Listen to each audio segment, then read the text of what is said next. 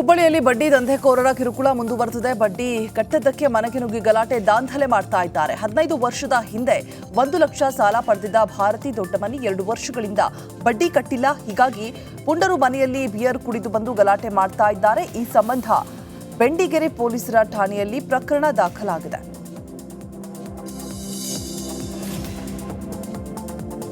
ಹುಬ್ಬಳ್ಳಿಯಲ್ಲಿ ಹೆಸ್ಕಾಂ ಕಚೇರಿ ಮುಂದೆ ರೈತರು ಪ್ರತಿಭಟನೆ ಮಾಡಿದ್ದಾರೆ. ಜಮೀನುಗಳಿಗೆ ವಿದ್ಯುತ್ ಸಂಪರ್ಕ ಸರಿಯಾಗಿ ಒದಗಿಸುವಂತೆ ಬೀದಿಗಿಳಿದು ಅನ್ನದಾತರು ಧರಣಿ ಮಾಡಿದ್ದಾರೆ. ಹುಬ್ಬಳ್ಳಿ ಧಾರವಾಡ ರಸ್ತೆ ಬಂದ್ ಮಾಡಿ ಸರ್ಕಾರ ಹಾಗೂ ಹೆಸ್ಕಾಂ ವಿರುದ್ಧ ಆಕ್ರೋಶವನ್ನು ಹೊರಹಾಕಿದ್ದಾರೆ.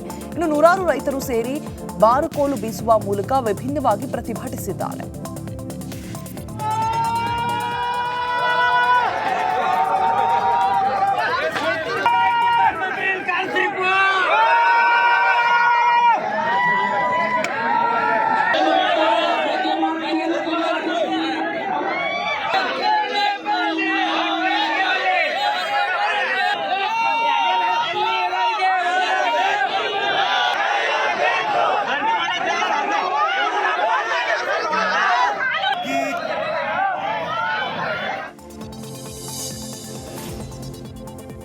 ಧಾರವಾಡದಲ್ಲಿ ಕೋಡಿಮಠದ ಸದ್ಗುರು ಅವರ ದಿವ್ಯ ಕೃಪೆ ಕೃತಿ ಬಿಡುಗಡೆ ಮಾಡಿದ್ದಾರೆ. ದೇಸಾಯಿ ಗೌಡ ಪಾಟೀಲ ರಚಿಸಿರುವಂತಹ ಕೃತಿಯಾಗಿದ್ದು ಶ್ರೀ ಶಿವಾನಂದ ಶಿವಯೋಗಿ ರಾಜೇಂದ್ರ ಸ್ವಾಮೀಜಿ ಕೃತಿಯನ್ನ ಬಿಡುಗಡೆ ಮಾಡಿದ್ದಾರೆ. ನಗರದ ಕರ್ನಾಟಕ ವಿದ್ಯಾವರ್ಧಕ ಸಂಘದಲ್ಲಿ ಸಂಗನಗೌಡ ಬಸವನಗೌಡ ಪಾಟೀಲ್ ಪ್ರತಿಷ್ಠಾನದಿಂದ ಕಾರ್ಯಕ್ರಮವನ್ನು ಆಯೋಜನೆ ಮಾಡಲಾಗಿದ್ದು ಇನ್ನು ಡಾಕ್ಟರ್ ಮಲ್ಲಿಕಾರ್ಜುನ ಪಾಟೀಲರಿಂದ ಗ್ರಂಥ ಪರಿಚಯಿಸಿದ್ದು ವಿವಿಧ ಧಾರ್ಮಿಕ ಮುಖಂಡರು, ಸಾಹಿತಿಗಳು, ಕೋಡಿಮಠದ ಭಕ್ತರು ಭಾಗಿಯಾಗಿದ್ದರು.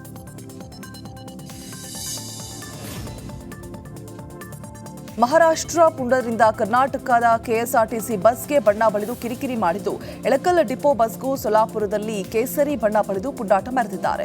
ಕೆಎಸ್ಆರ್ಟಿಸಿ ಬಸ್ ಚಾಲಕ ಹಾಗೂ ಕಂಡಕ್ಟರ್ಗೆ ಜೈ ಮಹಾರಾಷ್ಟ್ರ ಅಂತ ಘೋಷಣೆಯನ್ನ ಕೂಗುವಂತೆ ಒತ್ತಾಯ ಕೂಡ ಮಾಡಿದ್ದಾರಂತೆ. ಇನ್ನು ಮೀಡಿಯಾದವರನ್ನ ಕರೆದು ನಮ್ಮಿಂದ ಜೈ ಮಹಾರಾಷ್ಟ್ರ ಅಂತ ಘೋಷಣೆಯನ್ನ ಹಾಕಿಸಿ ನಮ್ಮ ಜೊತೆ ಫೋಟೋ ತೆಗೆಸಿಕೊಂಡು ನಂತರ ಬಿಟ್ಟಿದ್ದಾರೆ. ನಾವೆಲ್ಲರೂ ಭಾರತೀಯರು, ಜೈ ಭಾರತ್ ಎನ್ನುವ ಬದಲು ಜೈ ಮಹಾರಾಷ್ಟ್ರ ಅಂತ ಉಪ್ಪುಟಳವಿಟ್ಟರು ಅಂತ ಕಂಡಕ್ಟರ್ ಮಂಜುಳಾ ಬೇಸರ ವ್ಯಕ್ತಪಡಿಸಿದ್ದಾರೆ. ಮುಂಜಾನೆ 6 ಗಂಟೆಗೆ ಇಲ್ಲಿಂದ ಬಿಟ್ರಿ ಸೊಲ್ಲಾಪುರ 11:00 ಹೋದಿಲ್ರಿ. 11:00 ಹೋಗಿ ಅಲ್ಲಿ 12ಕ್ಕೆ ಬಿಟ್ಟಿನ್ರಿ. 12ಕ್ಕೆ ಬಿಟ್ಟು ಸಾತ್ರಸ್ತಕ್ಕೆ ಬಂದಿನ್ರಿ. ಏಕಾಏಕಿ ಜನ ಆಟ ಬಂದ್ರಿ. ಆಟ ಬಂದ್ರೆ ಅಂದ್ಕೂಡಲೇ ನಾ ರಸ್ತೆದಾಗ ನಿಂದಿರಿಸಿದ ತಕ್ಷಣ ಯಾಕ್ರಿ ಅಂತಂದೆ. ಅವರು ಮರಾಠಿ ಭಾಷೆದಾಗ ಮಾತಾಡ್ತಿದ್ರಿ. ನಾನು ಮರಾಠಿ ಭಾಷೆ ತಿಳಿಲಿಲ್ಲ. ಅವರು ಕೆಳಗಿಳಿಯಪ್ಪ ಅಂದರು. ನಾನು ಇಳಿಗಿಲ್ಲಪ್ಪ ನಾನು ಡೋರ್ ತೆಗೆದು ನಾನು ಕೆಳಗೆ ಇಳಿಸ್ಕೊಂಡ್ರಿ. ಸರ್ ಎದಕ್ಕೆ ಬರಲಿ ಅಂದೆ. ನೀನು ಏನು ಮಾಡಲ್ವಾರಪ್ಪ ಕೆಳಗೆ ನಾನು ಸರ್. ಮತ್ತು ನನಗೆ ಕೆಳಗೆ ಇಳಿಗಿಲ್ರಿ ಅಂದೆ. ಇಲ್ಲಪ್ಪ ಅಲ್ಲೇ ನಿಂದಿರಿಸಿ ಇಳಿ ಅಂದ್ರೆ 2 ಹಾರ ಹಾಕಿದ್ರಿ. ಹಾರ ಹಾಕಿ ಜೈ ಮಹಾರಾಷ್ಟ್ರ ಅನ್ನಪ್ಪ ಅಂದ್ರಿ. ಸರ್ ನನಗೆ ಅನ್ನಕ್ಕೆ ಬರೋಗಿಲ್ರಿ ಅಂದೆ. ಜೈ ಕರ್ನಾಟಕ ಅನ್ನಪ್ಪ, ಜೈ ಮಹಾರಾಷ್ಟ್ರ ಅನ್ನ. ಅಲ್ಲಿಂದ ಮತ್ತೆ ಕಿರಿಕಿರಿ ಮಾಡಿ ಆಮೇಲೆ ಇದನ್ನು ಮಾಡಿ ಕೈ ಬಿಟ್ರಿ ಸರ್.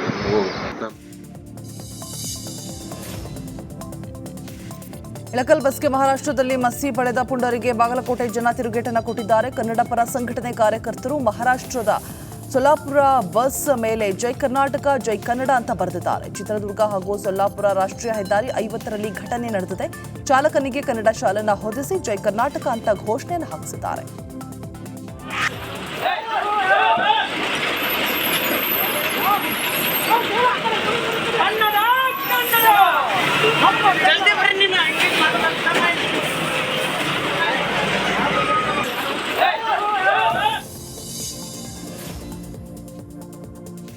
ಸಚಿವೆ ಲಕ್ಷ್ಮೀ ಹೆಬ್ಬಾಳ್ಕರ್ ಅವಾಚ್ಯ ಶಬ್ದದಿಂದ ನಿಂದನೆ ಪ್ರಕರಣ ಭಾರೀ ತಿರುವನ್ನ ಪಡೆದುಕೊಂಡಿದೆ. ಸಿಟಿ ರವಿ ವಿರುದ್ಧದ ಎಫ್ಐಆರ್ ರದ್ದತಿ ವಿಚಾರ ಧಾರವಾಡ ಹೈಕೋರ್ಟ್ ತೀರ್ಪು ಕಾಯ್ದಿರಿಸಿದೆ. ಎಂಎಲ್ಸಿ ಸಿಟಿ ರವಿ ಹಾಗೂ ಸಚಿವೆ ಹೆಬ್ಬಾಳ್ಕರ್ ಪರ ವಕೀಲರ ವಾದ ಪ್ರತಿವಾದ ಆಲಿಸಿದ ನ್ಯಾಯಮೂರ್ತಿ ನಾಗಪ್ರಸನ್ನ ತೀರ್ಪನ್ನ ಕಾಯ್ದಿರಿಸಿದ್ದಾರೆ. ಮಳೆಗಾಳಿ ಇಲ್ಲದಿದ್ದರೂ ನಿತ್ಯ ಸಾವಿರಾರು ವಿದ್ಯಾರ್ಥಿಗಳು ಓಡಾಡುವ ರಸ್ತೆಯಲ್ಲಿ ಬೃಹತ್ ಮರ ನೆಲಕ್ಕುರುಳಿದೆ. ಧಾರವಾಡದ ಜಯನಗರ ಶಾರದಾ ಶಾಲಾ ರಸ್ತೆಯಲ್ಲಿ ಘಟನೆ ನಡೆದಿದ್ದು ವಿದ್ಯುತ್ ತಂತಿಗಳ ಮೇಲೂ ಕೂಡ ಮರ ಬಿದ್ದಿದ್ದು ಮರದಡಿ ಕಾರು ಸಿಲುಕಿಕೊಂಡಿದೆ. ಮರ ಬೀಳ್ತಾ ಇದ್ದಂತೆ ವಿದ್ಯುತ್ ಕಡಿತಗೊಂಡಿದ್ದರಿಂದ ದೊಡ್ಡ ಅನಾಹುತ ತಪ್ಪಿದೆ.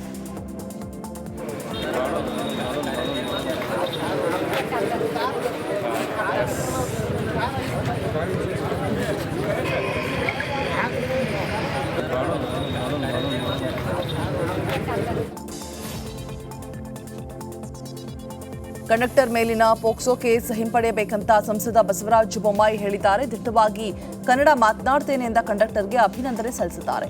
ಪುಂಡಾಟಿಕೆ ಮಾಡುವವರನ್ನ ಮೊದಲು ಸರ್ಕಾರ ಒದ್ದು ಹೊರಗೆ ಹಾಕಬೇಕು. ಘಟನೆ ಬಗ್ಗೆ ಮಂತ್ರಿಗಳು ಮೃದುವಾಗಿ ಮಾತನಾಡ್ತಾ ಇದ್ದಾರೆ. ಮಂತ್ರಿಗಳು ಎಲ್ಲೋ ಮರಾಠಿ ಮಾತನಾಡುವವರ ಮುಲಾಜಿಗೆ ಬಿದ್ದಿದ್ದಾರೆ.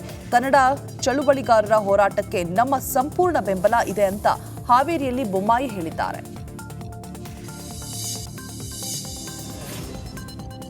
ಬೆಳಗಾವಿಯಲ್ಲಿ ಮರಾಠಿ ಭಾಷಿಕರ ಪುಂಡಾಟಕ್ಕೆ ಜಿಲ್ಲಾ ಉಸ್ತುವಾರಿ ಸಚಿವ ಡಿ ಸುಧಾಕರ್ ಪ್ರತಿಕ್ರಿಯೆ ಕೊಟ್ಟಿದ್ದಾರೆ. ಈಗಾಗಲೇ ಸಚಿವ ರಾಮಲಿಂಗಾರೆಡ್ಡಿ ಅವರ ಹೇಳಿಕೆ ನೀಡಿದ್ದಾರೆ. ಕನ್ನಡ ಸಂಘಟನೆಗಳು ಮಹಾರಾಷ್ಟ್ರದವರ ಪುಂಡಾಟಿಕೆ ಖಂಡಿಸಿದ್ದಾರೆ. ಕಂಡಕ್ಟರ್ ವಿರುದ್ಧ ಪೋಕ್ಸೋ ಕೇಸ್ ಹಾಕಿದ್ದು ಅವರ ಮನಸ್ಥಿತಿ ತೋರಿಸುತ್ತೆ. ಸರ್ಕಾರ ಈ ಕುರಿತಾಗಿ ಸೂಕ್ತ ಕ್ರಮ ಕೈಗೊಳ್ಳುತ್ತೆ ಅಂತ ಭರವಸೆ ಕೊಟ್ಟಿದ್ದಾರೆ.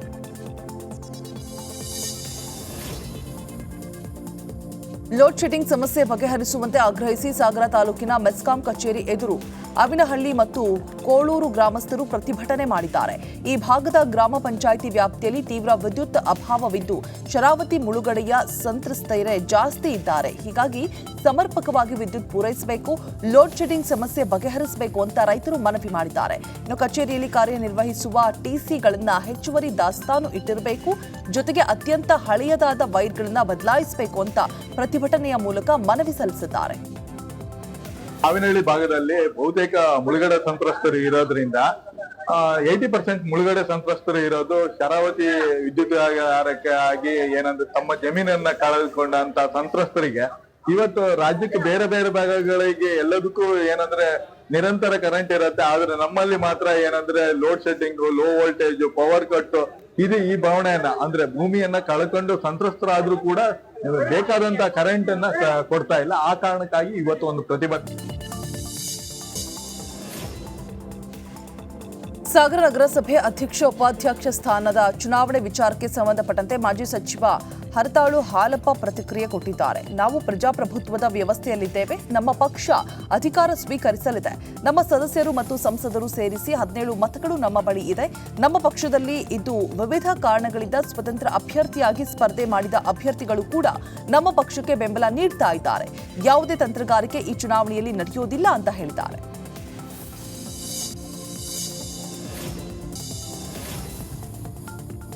ತುಮಕೂರಿನ ಸಿದ್ಧಗಂಗಾ ಮಠಕ್ಕೆ ಅಶ್ವಿನಿ ಪುನೀತ್ ರಾಜ್ಕುಮಾರ್ ಭೇಟಿಯನ್ನ ನೀಡಿದ್ದಾರೆ. Doctor Puneeth Rajkumar charitable trust ಉದ್ಘಾಟನೆ ಹಿನ್ನೆಲೆ ಆಗಮಿಸಿದ್ದಾರೆ. ಮಠದ ಶಾಲಾ ಮಕ್ಕಳು ಹಾಗೂ ಸಿಬ್ಬಂದಿಗೆ ಉಚಿತ ನೇತ್ರ ತಪಾಸಣೆ ಹಾಗೂ ಕನ್ನಡಕ ವಿತರಣಾ ಸಮಾರಂಭ ಹಮ್ಮಿಕೊಳ್ಳಲಾಗಿತ್ತು.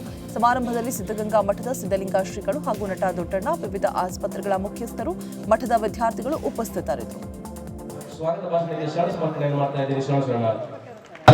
ಶ್ರೀ ಕ್ಷೇತ್ರದ ವತಿಯಿಂದ ಹಾಗೂ ವೇದಿಕೆ ವತಿಯಿಂದ ಪರಭೂತರಿಂದ ಅವರಿಗೆ ಧನ್ಯವಾದ. ಇದೊಂದು ರಿಜಿಸ್ಟರ್ಡ್ ಟ್ರಸ್ಟ್. ಎಲ್ಲ ಗುರುಮಾನ್ಯರಿಗೂ ಹಿರಿಯರಿಗೂ ನಮಸ್ಕರಿಸಿ ಸೋಮಣ್ಣ ಖಂಡಿಸಿದ್ದಾರೆ. ಅಮಾನವೀಯ ಕೃತ್ಯ ಮಾಡ್ತಾ ಇರುವ ಕರ್ನಾಟಕ ಸಹಾಯ ಮಾಡ್ತೀನಿ ಇಂತಹವರವರೆಗೂ ಅನ್ನೋದು ನನ್ನ ವೈಯಕ್ತಿಕ ಆಗ್ರಹ ಅಂತ ಸೋಮಣ್ಣ ಮಾಡ್ತಕ್ಕಂಥ ಅನಾಮಿಕ ಜನ ಏನಿದ್ದಾರೆ ಇವರೆಲ್ಲ ಸ್ಯಾಡೀಸ್ ಅಂತಾರೆ. ಈ ಸ್ಯಾಡೀಸ್ ಜನರಿಗೆ ಎಲ್ಲ ಒಂದು ಕಡೆ ಸರ್ಕಾರ ತೀಕ್ಷ್ಣವಾದ ಕ್ರಮ ತಗೋಬೇಕು. ಭಾರತೀಯರು ನಾವೆಲ್ಲ ಅನಾಮವೀಯ ಕೃತ್ಯವನ್ನು ಮಾಡ್ತಕ್ಕಂಥ ಅನಾಮಿಕ ಜನ ಏನಿದ್ದಾರೆ ಇವರೆಲ್ಲ ಸ್ಯಾಡೀಸ್ ಅಂತಾರೆ. ಮೆಟ್ರೋ ಟಿಕೆಟ್ ದರ ಏರಿಕೆ ಮಾಡಿದ್ದಕ್ಕೆ ಕೇಂದ್ರ ಸಚಿವ ವಿ ಸೋಮಣ್ಣ ಗರಂ ಆಗಿದ್ದಾರೆ. ಬೆಂಗಳೂರಿಗೆ ಮೆಟ್ರೋ ತಂದವರು ನಾವು. ಯಾವಾಗಲೂ ಕೇಂದ್ರದ ಮೇಲೆ ಗೂಬೆ ಕೂರಿಸೋಕೆ ಹೋಗಬೇಡಿ. ಪಕ್ಕದ ರಾಜ್ಯದಲ್ಲಿ ಮೆಟ್ರೋ ಇದೆ, ಅದರ ನಿರ್ವಹಣೆ ಯಾರು ಮಾಡ್ತಿದ್ದಾರೆ? ಮೆಟ್ರೋ ನಿರ್ವಹಣೆ ರಾಜ್ಯ ಸರ್ಕಾರದ ಜವಾಬ್ದಾರಿ. ರಾಜ್ಯ ಸರ್ಕಾರದ ಹೊರೆಯನ್ನ ನೀವು ತಪ್ಪಿಸಿಕೊಳ್ಳೋದಕ್ಕೆ ದರ ಏರಿಕೆ ಮಾಡ್ತಿದ್ದೀರಾ? ದರ ಹೆಚ್ಚಳ ಮಾಡೋ ಮುಂಚೆ 50 ಬಾರಿ ಯೋಚನೆ ಮಾಡಬೇಕು. ಬೇರೆ ಬೇರೆ ರಾಜ್ಯದಲ್ಲಿ ಯಾವ ರೀತಿಯಾಗಿ ಕೆಲಸ ಮಾಡ್ತಿದೆ ಅನ್ನೋದನ್ನ ದೂರದೃಷ್ಟಿ ಇಟ್ಕೊಂಡು ನೋಡ್ಕೊಳ್ಬೇಕಿತ್ತು ಅಂತ ರಾಜ್ಯ ಸರ್ಕಾರದ ವಿರುದ್ಧ ವಿ ಸೋಮಣ್ಣ ವಾಗ್ದಾಳಿ ನಡೆಸಿದ್ದಾರೆ. ನಾನು ಮುಖ್ಯಮಂತ್ರಿಗಳಿಗೆ ಒಂದು ಸಜೆಷನ್ ಕೊಡ್ತೀನಿ. ಮಾತ್ರ ನೀವು ಕೇಂದ್ರ ಸರ್ಕಾರದ ಮೇಲೆ ಗೂಬೆ ಕೂರಿಸಬೇಡಿ. ನೀವು ದಯವಿಟ್ಟು ಪಕ್ಕದಲ್ಲೇ ತಮಿಳುನಾಡಿನಲ್ಲಿದೆ, ಬೇರೆ ಬೇರೆ ರಾಜ್ಯಗಳಲ್ಲಿದೆ, ದೆಹಲಿಯಲ್ಲಿದೆ, ಬಾಂಬೆನಲ್ಲಿದೆ, ಬೇರೆ ಬೇರೆ ಕಡೆ ಇದೆ. ಇದರ ಮೇಂಟೆನೆನ್ಸ್ ಯಾರು ಮಾಡ್ತಾ ಇದ್ದೀರಿ?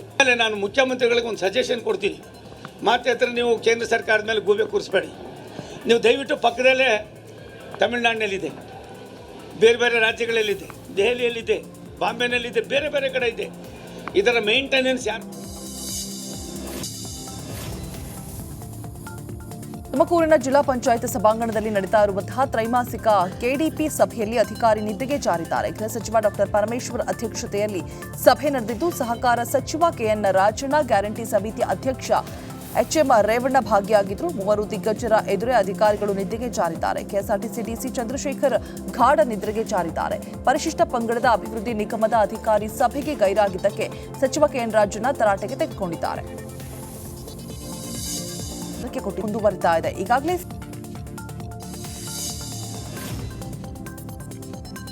ಸರ್ಕಾರ ಕೊಡಗು ವಿವಿಯನ್ನ ಮುಚ್ಚುವ ಸಾಧ್ಯತೆ ಇದೆ. ಸರ್ಕಾರದ ಬಳಿ ನಿಯೋಗ ತೆರಳೋದಕ್ಕೆ ನಿರ್ಧರಿಸಿದ್ದು ಕೊಡಗು ವಿವಿ ಹಿತರಕ್ಷಣಾ ಸಮಿತಿಯ ಸಭೆಯಲ್ಲಿ ನಿರ್ಧಾರ ಕೈಗೊಳ್ಳಲಾಗಿದೆ. ಕೊಡಗಿನ ಕುಶಾಲನಗರ ಅತಿಥಿ ಗೃಹದಲ್ಲಿ ಸಭೆ ನಡೆದಿದೆ. ಇನ್ನು ಸಭೆಯಲ್ಲಿ ಮಡಿಕೇರಿ ಶಾಸಕ ಮಂತರ್ಗೌಡ ಭಾಗಿಯಾಗಿದ್ದು ಸಿಎಂ ಡಿಸಿಎಂ ಭೇಟಿ ಮಾಡಿ ಮನವಿ ನೀಡುವುದಾಗಿ ಸಕಾರಾತ್ಮಕವಾಗಿ ಸ್ಪಂದಿಸಿದ್ದಲ್ಲಿ ಹೋರಾಟ ನಡೆಸೋದಕ್ಕೆ ಚಿಂತನೆ ಕೂಡ ನಡೆಸಲಾಗ್ತಾ ಇದೆ. ಕೊಡಗು ವಿವಿಗೆ ಈಗಾಗಲೇ 100 ಎಕರೆ ಜಾಗ ಹಾಗೂ ಕಟ್ಟಡ ಇದೆ. ಯಾವುದೇ ಕಾರಣಕ್ಕೂ ಕೂಡ ಕೊಡಗು ವಿವಿ ಮುಚ್ಚದಂತೆ ಮನವಿಯನ್ನ ಸಲ್ಲಿಸಿದ್ದಾರೆ.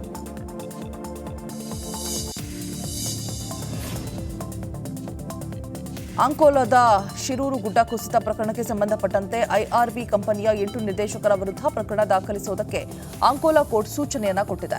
ಅಂಕೋಲಾ ಪೊಲೀಸರಿಂದ ಪ್ರಕರಣ ತಿರಸ್ಕರಿಸುವಂತೆ ಕೋರಿ ಸಲ್ಲಿಸಿದ್ದ ಅರ್ಜಿಯೂ ಕೂಡ ವಜಾಗೊಂಡಿದೆ.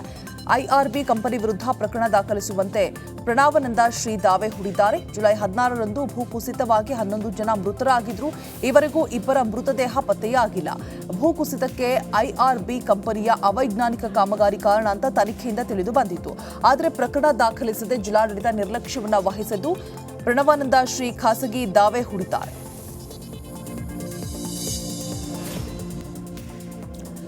ಡಿಎಆರ್ ಸಿಬ್ಬಂದಿಯ ಕ್ವಾರ್ಟರ್ಸ್ ಖದೀಮರು ಕನ್ನ ಹಾಕಿದ್ದಾರೆ. ಉಡುಪಿಯ ಮಿಷನ್ ಕಾಂಪೌಂಡ್ ಬಳಿಯ ಪೊಲೀಸ್ ಕ್ವಾರ್ಟರ್ಸ್ ಕನ್ನ ಹಾಕಲಾಗಿದೆ. ಸಶಸ್ತ್ರ ಮೀಸಲು ಪಡೆಯ ಕಚೇರಿ ಬಳಿಯ ಪೊಲೀಸ್ ವಸತಿ ಗೃಹದಲ್ಲಿ ತಡರಾತ್ರಿ 3 ಗಂಟೆ ಸುಮಾರಿಗೆ ಕೃತ್ಯ ನಡೆದಿದೆ. ಓರ್ವ ಸಿಬ್ಬಂದಿ ಮನೆಯಿಂದ ಬೆಳ್ಳಿ ಗೆಜ್ಜೆ, ಬೆಳ್ಳಿ ನಾಣ್ಯ ಕಳವು ಮಾಡಲಾಗಿದೆ. ಮತ್ತೋರ್ವ ಸಿಬ್ಬಂದಿ ಮನೆಯಲ್ಲಿ ಪೊಲೀಸ್ ಪದಕ, ಯೂನಿಫಾರ್ಮ್, ಕ್ಯಾಪ್ ನೋಡಿ ಕಾಲ್ಕಿತ್ತಿರುವ ಸಾಧ್ಯತೆ ಇದೆ. ಸ್ಥಳಕ್ಕೆ ಬೆರಳಚ್ಚು ತಜ್ಞರು ಆಗಮಿಸಿ ದಾಖಲೆ ಸಂಗ್ರಹಿಸಿದ್ದಾರೆ.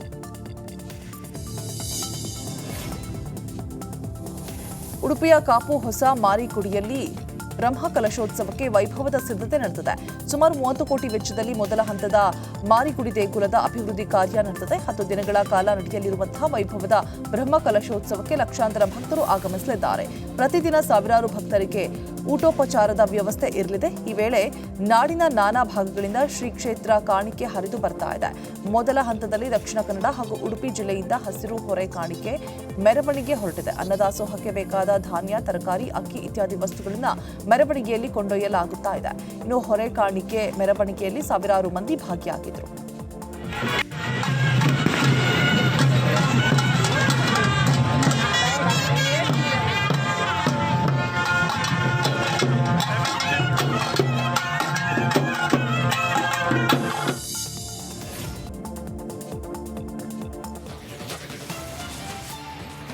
ರಾಜ್ಯ ಸರ್ಕಾರದ ಗ್ಯಾರಂಟಿ ಹಾಗೂ ಬೆಲೆ ಏರಿಕೆ ವಿಚಾರವಾಗಿ ನಿಖಿಲ್ ಕುಮಾರಸ್ವಾಮಿ ಕಾಂಗ್ರೆಸ್ ಸರ್ಕಾರಕ್ಕೆ ಟಾಂಗ್ ಕೊಟ್ಟಿದ್ದಾರೆ. ವಿದ್ಯುತ್ ಬೆಲೆ ಹಾಗೂ ಮಧ್ಯಮ ವರ್ಗದವರು ಬಳಸುವ ಸಾಮಗ್ರಿಗಳ ಬೆಲೆ ಜಾಸ್ತಿ ಆಗಿದೆ. ತೈಲ ಬೆಲೆ, ಹಾಲಿನ ದರ ಲೀಟರ್ಗೆ 5 ರೂಪಾಯಿ ಹೆಚ್ಚಿಸಬೇಕು ಅಂತ ಚರ್ಚೆಗಳು ನಡೀತಾ ಇದೆ. 5 ಗ್ಯಾರಂಟಿಗಳನ್ನು ಈಡೇರಿಸುವುದಕ್ಕೆ ಸಾಧ್ಯವಿಲ್ಲ. ಯಾಕಂದ್ರೆ ಇದಕ್ಕೆಲ್ಲ ನಿಮಗೆ 50,000 ಕೋಟಿ ರೂಪಾಯಿ ಬೇಕಾಗತ್ತೆ. ಕೊಟ್ಟಿರೋ ಮಾತು ನಡೆಸಿಕೊಳ್ಳೋದಕ್ಕೆ ಆಗದೆ ಜನರ ಮೇಲೆ ಹೊರೆ ಹಾಕ್ತಿದ್ದಾರೆ ಅಂತ ವಾಗ್ದಾಳಿ ಮಾಡಿದ್ದಾರೆ.